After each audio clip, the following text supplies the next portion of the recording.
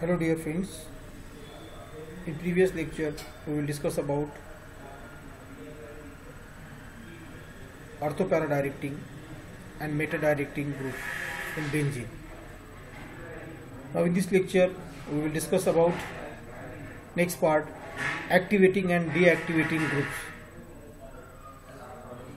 हे ortho para आणि meta position बद्दल माहिती दिली. की what is mean by ortho position, what is mean by meta position, what is by para position, ही जी माहिती यामध्ये त्यासाठी ऍक्च्युली ही आपण 12th मध्ये ऑलरेडी स्टडी केलेली आहे, परंतु इथे आपल्याला त्याच्याशी आता रिलेटेड पार्ट आहे म्हणून ती आपल्याला थोडीशी मागची रिकॉल करणे, आपल्याला रिवाइज करणे गरजेचं होतं, म्हणून ती आपण म्हटलं. बघा काय झालं, हा जर मोनो सबस्टिट्यूट इथे एक सबस्टिट्यूट याला अटॅच आहे तर त्याची पोझिशन नंबर 2 आणि 6 जी असते त्याला आपण ऑर्थो पोझिशन म्हटलं. 3 आणि 5 जी पोझिशन असते त्याला आपण मेटा पोझिशन म्हटलं. आणि ज्या फ्रंटच्या समोर पोझिशन असतात 1 आणि 4 ही पोझिशन काय म्हटलं, पॅरा पोझिशन. आता तुम्ही हे समजून घ्या, असं नाही की ही वरची पोझिशन ही ऑलवेज एकच नंबर असते असं नाही. ज्या ठिकाणी पहिला सबस्टिट्यूएंट अटॅच आहे ती पोझिशन काय असते, 1 असते. बरोबर आहे, ती पोझिशन काय असते, 1 पोझिशन आहे असं त्याचा अर्थ होतो. बघा उदाहरणार्थ आता आपण यामध्ये तुम्हाला त्याच्याबद्दलची माहिती सांगतो. ओके, हा, तर फॉर एक्झाम्पल आपण असं म्हटलं सुरुवातीला की हा जो आहे हा 1 नंबरचा पोझिशनचा पार्ट जो आहे हा या या ठिकाणी अटॅच असेल तर इथे काही इन्कमिंग ग्रुप या ठिकाणी अटॅच आहे. पहिला ग्रुप मोनो सबस्टिट्यूएंट, तो झाला पोझिशन नंबर 1, ती झाली पोझिशन नंबर 1 चा पार्ट तो त्या ठिकाणी येतो. ओके, हा, मग आता अशाच पद्धतीने जर आपण यामध्ये पोझिशन नंबर 2 बघत गेलो तर ती त्याच्या ऍडजस्टंट पोझिशन जी आहे ती सेकंड येते. आता मी मगाशी म्हटलं होतं की पोझिशन नंबर 2 आणि 6 ह्या ज्या दोन पोझिशन आहेत, इट मे बी ही 2 असेल तर ही 6 येईल, ही 6 असेल त्यामुळे ही 2 आली, ही जर 2 असेल तर ऑटोमॅटिक ही काही 6 पोझिशन आहे. ओके, म्हणून आपण हा पार्ट त्यामध्ये मुद्दाम घेतलाय. चला आता नेक्स्ट पार्ट घ्यायचा आपल्याला, आणि तोही महत्वाचा पार्ट आहे डायरेक्टिंग जे नेचर आहेत त्याबद्दल. म्हणजे बघा, ऍक्टिव्हेटिंग अँड डिऍक्टिव्हेटिंग ग्रुप्स. आता शब्दशः जर आपण विचार केला ऍक्टिव्हेटिंग म्हणजे काय, ऍक्टिव्हेटिंग ग्रुप आपल्याला कशाला म्हणता येईल ते जर आपण पार्ट बघत गेलो तर यामध्ये आपल्याला काय सांगायचं बघा. Activating groups means and deactivating group means. तर फर्स्ट आपण आता घेऊ ऍक्टिव्हेटिंग ग्रुप बद्दलची माहिती. तो काय करतो, त्या रिंगला त्या पोझिशनला काय करतो, ऍक्टिव्हेट करतो. म्हणजे काय झालं ऍक्टिव्हिटी. आणि डिऍक्टिव्हिटी म्हणजे काय करतो, त्याला डिऍक्टिव्हेट करतो, त्या पोझिशनला त्याची रिऍक्टिव्हिटी तो काय करतो, डिक्रीज करतो, आणि तो झाला डिऍक्टिव्हिटी. ओके, मग यावर क्वेश्चन कसा असतो, मी मगाशी म्हटलं तुम्हाला लक्षात घ्या, इन युनिव्हर्सिटी एक्झामिनेशन यामध्ये कंपल्सरी क्वेश्चन असतो on which topic, ortho para directing, Meta directing म्हणजे ओरिएंटेशनचा part, activating and deactivating group या पार्टवर. यामध्ये कंपल्सरी मिनिमम 2 मार्कासाठी आणि मॅक्सिमम 4 मार्कासाठी तुम्हाला प्रश्न असतो. म्हणजे आता एक कसं याचा अर्थ की आपल्यापैकी कोणी समजा आता तुम्ही ही 4ही ग्रुप वाचले, लक्षात ठेवले, लिहून बघितले, तर तुमचे आज कमीत कमी 2 मार्क आणि जास्तीत जास्त 4 मार्क फिक्स झाले. लक्षात, आणि मार्क आपल्याला असेच मिळवायचे असतात. त्या पद्धतीनेच आपल्याला एक ठराविक टॉपिक वाचून नसते मार्क आपल्याला काय करता येईल, गेन करता येईल. Okay, so question on this topic, write in note on or explain following terms. Number 1, activating group. Number 2, deactivating group. Number 2, deactivating group. Okay, so first, what is by activating groups? Now here, activating group name itself suggests activate this group, activate a ring, increase the reactivity of that of group or nucleus. म्हणजे इथे काय म्हटलं आपण, benzene रिंगची activity बद्दल बघतो. तर असा एखादा ग्रुप तो काय करतो, बेन्झिन रिंगची ऍक्टिव्हिटी इन्क्रीज करतो. That group means that group is known as activating group, आणि तो जो ग्रुप असणार आहे त्याला आपण ऍक्टिव्हिटिंग ग्रुप म्हणू. Okay, so first define activating groups. मग आता काय म्हटलं बघा, the groups which increase the reactivity of benzene nucleus towards further electrophilic substitution reaction is called as activating group. Okay, काय म्हटलं, the group which increase reactivity of benzene ring और benzene nucleus. बघा मगाशी म्हटलं ना आपण, बेन्झिन रिंगची activity जी आहे ती या ठिकाणी काय होते, तिथे इन्क्रीज करते. ओके, बेंझिनची रिॲक्टिव्हिटी काय करते, इन्क्रीज करते, त्या ग्रुपला काय म्हणायचं, ऍक्टिव्हेटिंग ग्रुप्स. याच्यात ही डेफिनेशन झाली एक प्रकार. आपण कोणतं घेतला तर group which increase the reactivity of benzene ring or benzene nucleus toward further electrophilic substitution reaction is called as a activating group. बघा, toward further electrophilic substitution reaction वगैरे असं नाही लक्षात आलं, एवढं जरी तुम्ही म्हटलं तर group which increase the reactivity of benzene nucleus group is known as a active, असं तरी चालेल. पण हे कशा, हे महत्वाचा पार्ट पुढे काय लिहिलं आपण, towards further electrophilic substitution reaction, म्हणजे पुढचं जे आता जे इलेक्ट्रोफिलिक सबस्टिट्यूशन रिॲक्शन होणार आहे त्या इलेक्ट्रोफिलिक सबस्टिट्यूशन रिॲक्शनसाठी ते बेंझिन रिंगची रिॲक्टिव्हिटी तो ग्रुप इन्क्रीज करतो, अशा ग्रुपला काय म्हटलं, ऍक्टिव्हेटिंग ग्रुप. ओके. मग सेकंड नेक्स्ट डेफिनेशन कशी येते पहा, the group which increase the electron density of benzene, हे महत्वाचं आहे, increase the electron density of benzene, okay, or benzene nucleus such group is known as a activating group. आता पहा, लक्षात आहे, थोडं काळजीपूर्वक आहे का, काय म्हटलं आपण यामध्ये, पहिल्या पार्ट मध्ये आपण इन्क्रीज रिॲक्टिव्हिटी ऑफ बेंझिन म्हटलं, आणि इथे हा पार्ट दिला टुवर्ड्स फर्दर इलेक्ट्रोफिलिक सबस्टिट्यूशन. आता इलेक्ट्रोफिलिक सबस्टिट्यूशन्स म्हटलंय म्हणजे येणारा जो ग्रुप आहे, येणारा इनकमिंग ग्रुप जो आहे तो इलेक्ट्रोफाईल आहे, आणि इलेक्ट्रोफाईल म्हणजेच काय, त्यावरती पॉझिटिव्ह चार्ज आहे, तो इलेक्ट्रॉनचं डिफिशियंट सेंटर आहे, राईट, आणि त्याला आपण या ई पॉझिटिव्हली डिनोट करतो, कशाला, इलेक्ट्रोफाईल. मग आता इलेक्ट्रोफाईल सबस्टिट्यूट केव्हा होईल, जेव्हा की तो पुढचा ग्रुप जो आहे तो कसा असेल, इलेक्ट्रॉनचं रिच सेंटर असेल, इलेक्ट्रॉनचं रिच सेंटर असेल, त्यामध्ये इलेक्ट्रॉन जास्त असतील, इलेक्ट्रॉन जास्त असतील. ओके, त्या ग्रुपला काय म्हटलं, त्यामध्ये काय नाव दिलं आपण, इलेक्ट्रोफिलिक सबस्टिट्यूशन. म्हणजे तो जो ग्रुप आहे तो काय करतो, म्हणजे बेंझिन रिंगला इलेक्ट्रॉन डेन्सिटी वाढ, म्हणून आपण यामध्ये काय लिहिलं बघा, the group which increase the electron density of benzene nucleus, म्हणजे इलेक्ट्रॉनची डेन्सिटी तो काय करतोय, तो काय करतो, इन्क्रीज करतोय, वाढवतोय. ओके, आणि मग इलेक्ट्रॉनची डेन्सिटी म्हणजे इलेक्ट्रॉनची संख्या जर बेंझिनवर वाढली तर ऑटोमॅटिक काय होईल, मग तो इलेक्ट्रोपॉझिटिव्ह ग्रुप म्हणजे डिफिशियंट सेंटर त्याला इझिली काय होईल, जॉईन होईल, इझिली त्याला अटॅच होईल, म्हणजे बेंझिन रिंगची काय होईल, त्यामध्ये रिॲक्टिव्हिटी इन्क्रीज होते.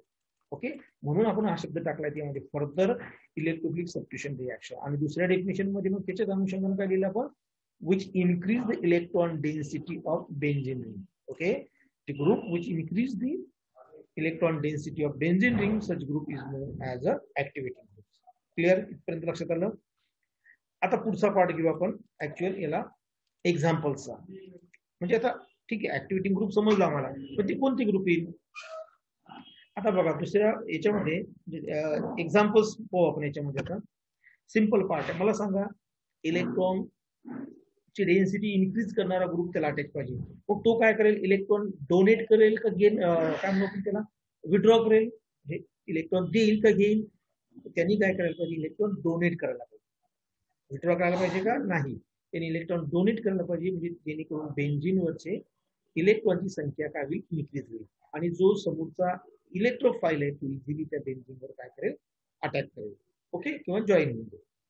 म्हणून आपल्याला काय लिहिलं बघा, मग असे ग्रुप कोणते आहेत, तर मग अशी आपण म्हटलं, ज्या ग्रुपवर निगेटिव्ह चार्ज आहे, जे इलेक्ट्रॉनचं रिच सेंटर आहे, बेंझिन रिंगला अटॅच आहे, ते ग्रुप समोरच्या ग्रुपची पोझिशन ऑर्थोपॅराडायरेक्ट दाखवतात, त्याला ऑर्थोपॅराडायरेक्टिंग ग्रुप.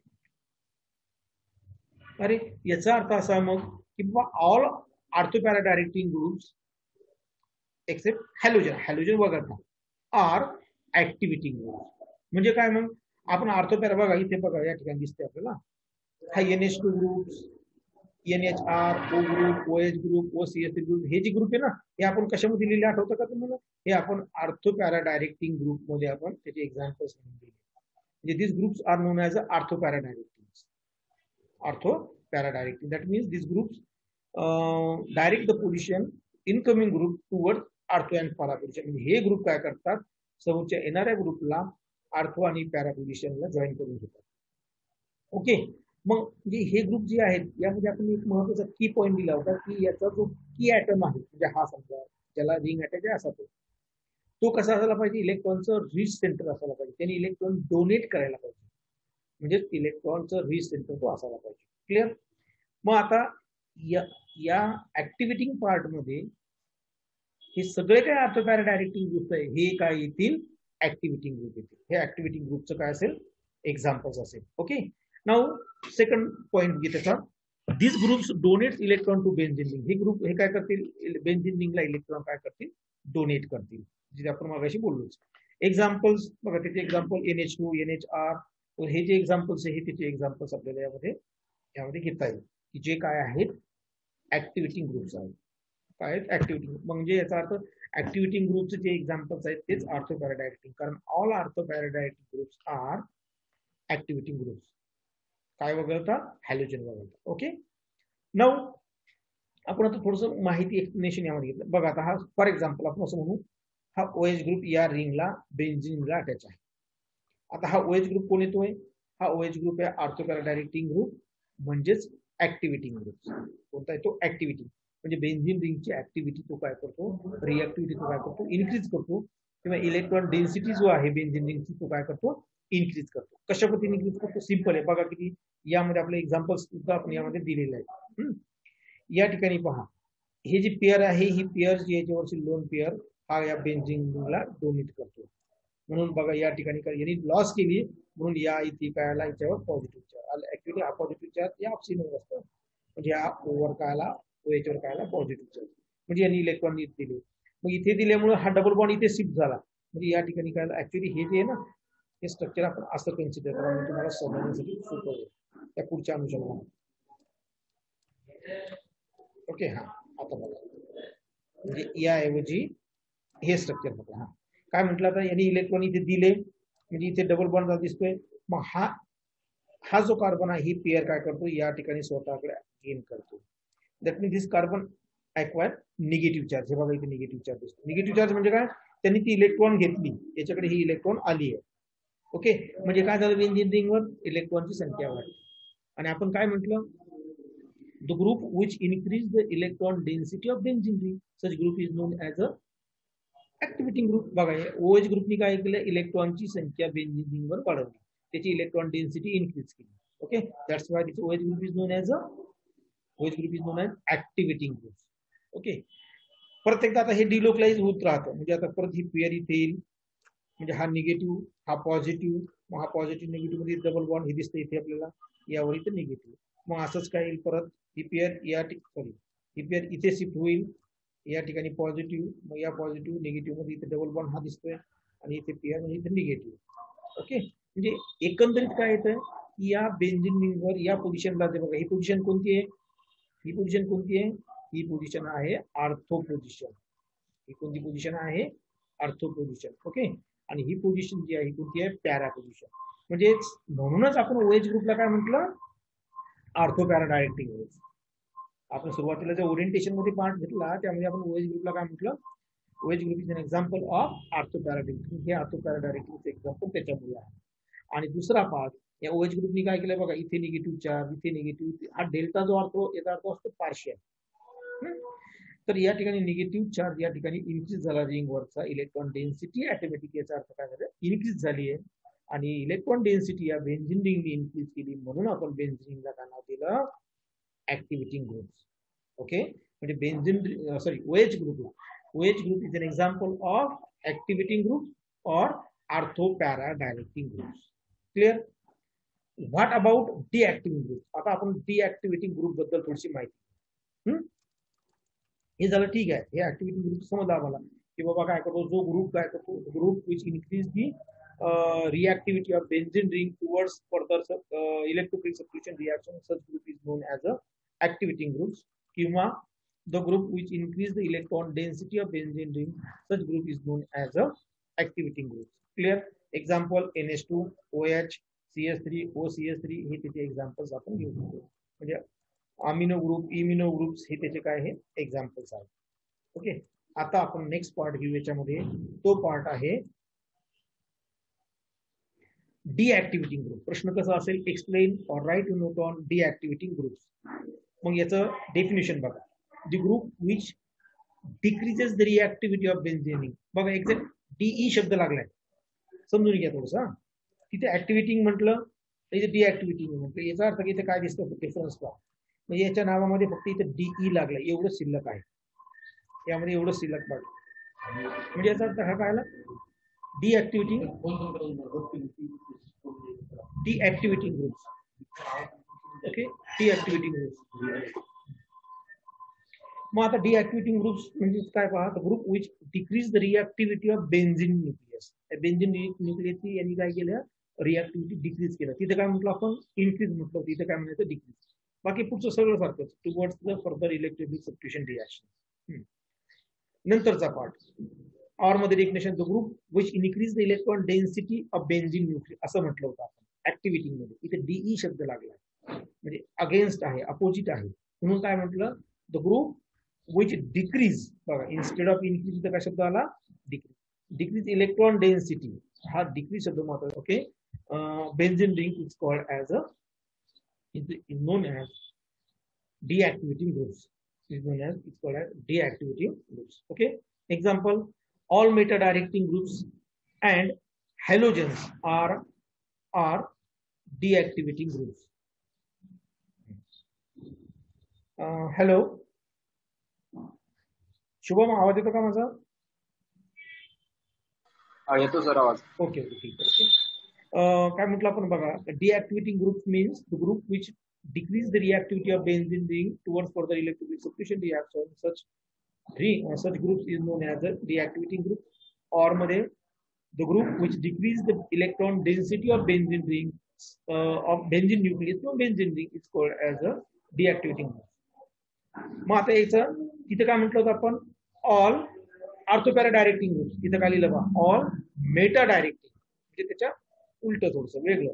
मेटा डायरेक्ट, तिथं ऑर्थोपॅरा होतं, इथं मेटा डायरेक्टिंग. म्हणजे सगळे मेटा डायरेक्टिंग ग्रुप जे आहेत ना, मग ते काय येतील, ते येतील डीऍक्टिव्हेटिंग ग्रुप्स. म्हणजे त्यामध्ये हॅलोजन सुद्धा येईल. मग आता बघा इथे एक्झाम्पल दिले आपण. त्याच्यानंतर आपण ऍक्टिव्हेटिंग ग्रुप मध्ये काय म्हटलं होतं, ऍक्टिव्हेटिंग ग्रुप मध्ये असं म्हटलं होतं की this groups donate the electron to the benzene ring. इथे काय म्हटलं बघा, withdraw the electron from the benzene ring. Benzene ring मधून काय करायचं, इलेक्ट्रॉन विड्रॉ करायचं. Okay, example, NO2 group, COH group, CHO group, SO3H, CN, CL, halogen सुद्धा याच्यामध्ये आलेले आहेत. ओके, these groups are known as a deactivating groups, or which you know that which are so known as meta directing group, right? Which also known as a meta directing groups. Okay, म्हणजे हा झाला part आपला activating आणि डीऍक्टिव्हेटिंग ग्रुपचा. आणि याच्या अगोदर घेतला आपण ओरिएंटेशन मध्ये याच्या अगोदर ऑर्थोपॅरा डायरेक्टिंग आणि मेटा डायरेक्टिंग. क्लिअर, लक्षात आलं, सगळ्यांना समजलं? आपण आता माईक जी आहे तुम्ही सुरू करू शकता, म्हणजे अनम्यूट करू शकता, म्हणजे मला बोलता येईल. ठीक आहे, आजची जी PPT आहे ती परत मी काय करतो, ग्रुपवर शेअर करतो, म्हणजे तुम्हाला वाचण्यासाठी थोडंसं सोपं जाईल.